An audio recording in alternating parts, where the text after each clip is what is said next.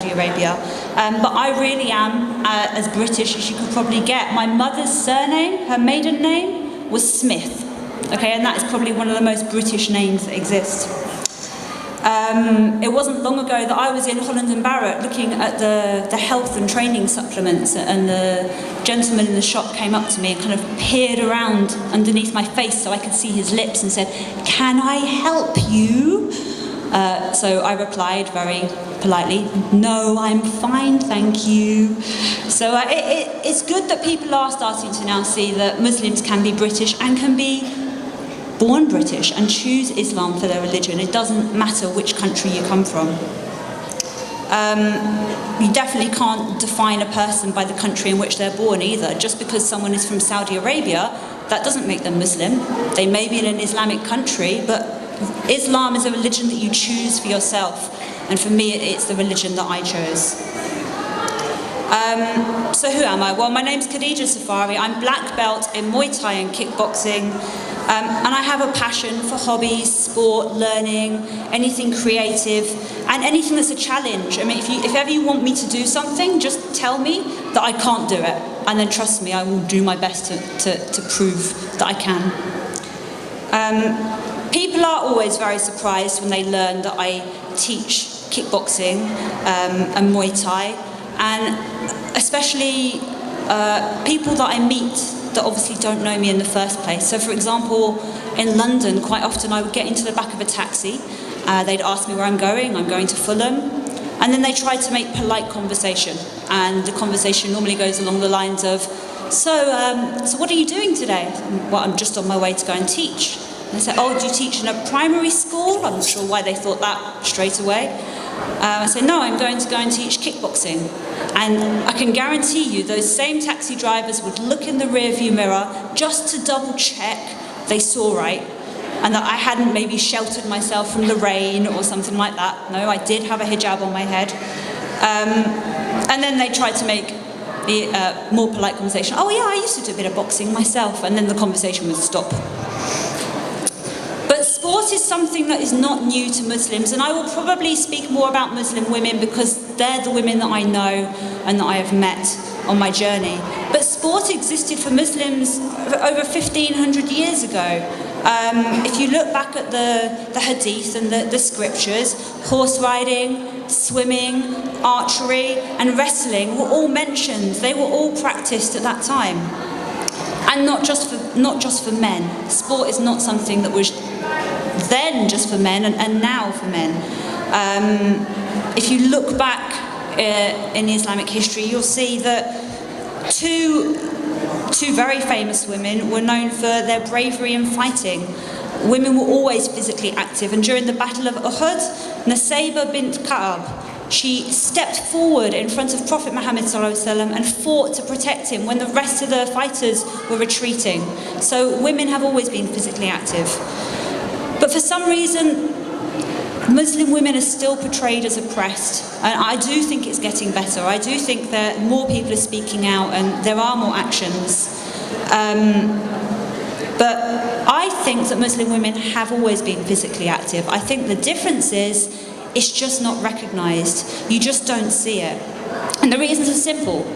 When Muslim men do well in sport, we have like inspirations like Amir Khan or Mo Farah. You know, everybody knows, or they did well, they won, they've done amazing. But how many people know that those men are Muslim?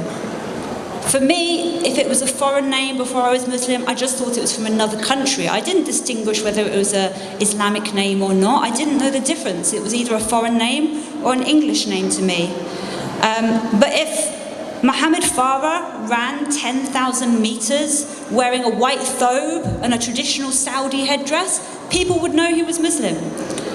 And the difference here is that because many women wear hijab, you don't always see them competing. And some of the women don't wear hijab, you don't know they're Muslim.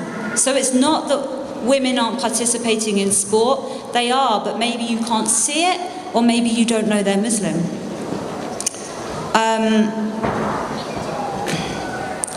You might not see the women that are competing, but I am surrounded by them.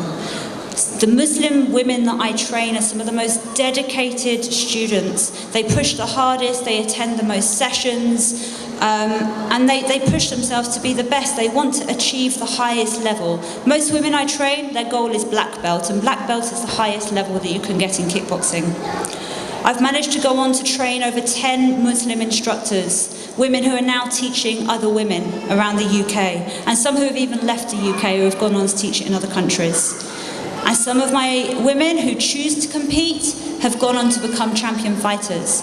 Now, let me just add, because obviously people might wonder, how halal is kickboxing? We have our own association, so we have changed the rules. There are no attacks or strikes directly to the face. The areas in which we compete are either women only or men only. There is no gambling involved, no alcohol, and no music. So people have the opportunity to go on to compete just as anybody else, but with a halal permissible environment. So why don't you see these women? Well, quite a lot of the women I know that train really hard attend women's only sessions. And when those women's only sessions happen, the blinds come down, the doors are locked, and nobody sees them training apart from their fellow students that they're training with. Quite often the Muslim women that I've trained, they're not trying to be recognised, they're not trying to do it for fame, they're not looking to make money from it, they're doing it for themselves because they're passionate about the sport, they want to know how to defend themselves, and they want to increase their confidence. If fame comes with the success of training, then so be it, but quite often it's not something that I see Muslim women searching for. It was interesting that before I was Muslim, if I wanted to advertise my classes, I would pretty much have to beg a local paper to even get a paid advert in, because somebody else has offered more money for that page, or I'm not spending as much as somebody else. But what was interesting for me is once I became Muslim, BBC, Channel 4, Al Jazeera, newspapers, magazines, calling me, begging for interviews. Do they really think we're that oppressed that we don't actually participate in sport?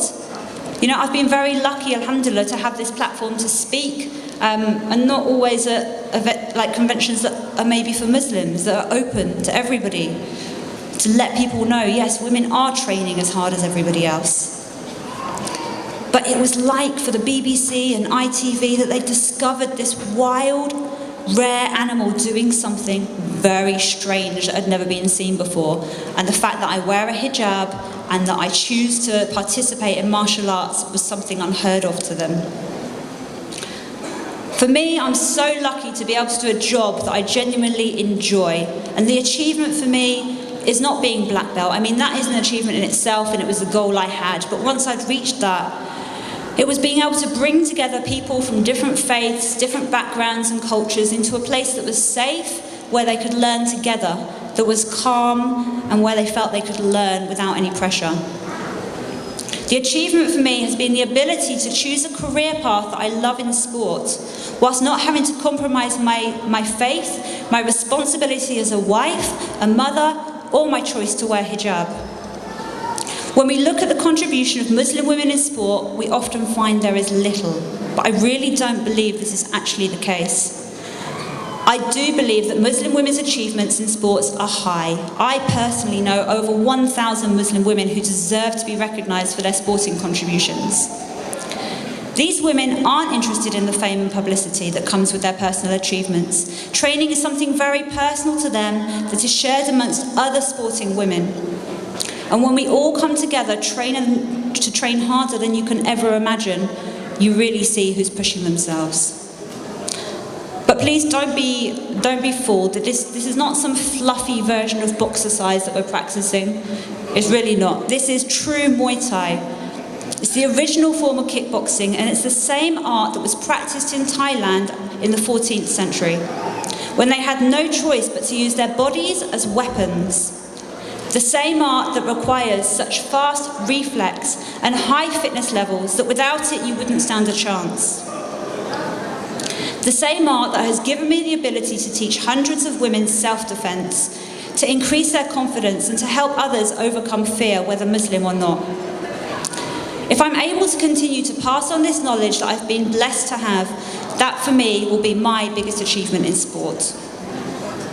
The inspiration to success for me has been having the honour to meet the most inspiring individuals through my teaching. From women who initiate such fantastic charity ideas, whether feeding the homeless or just offering a listening ear to those in need. To women who live their daily life in physical pain, yet only to ever speak words of softness and positivity. To women that I know who have taken the risk to quit their secure, long-term jobs, to come on board to become instructors for Safari kickboxing and to take on a halal career path. Even if it meant they might be risking not being able to afford their monthly living costs, when actually Allah had better plans and straight away they had the money they needed. For all of these women that I've mentioned, just to let you know, they are here today. And I hope you are all able to find a passion, whether it's a sport or not. I hope you can follow your goals and your dreams. And if you ever work in your lifetime, make it a career that you love, never compromising who you are, your religion or your faith.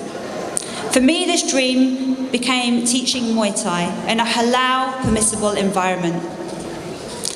I'd like to thank you for having me here today. It's always such an inspiration for me to hear other people's journeys and to meet people following their own paths in life.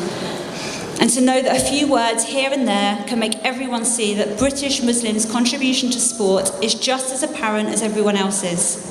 It's just that you can't always see it, it's hidden. But trust me, it's there. I see it. Thank you very much.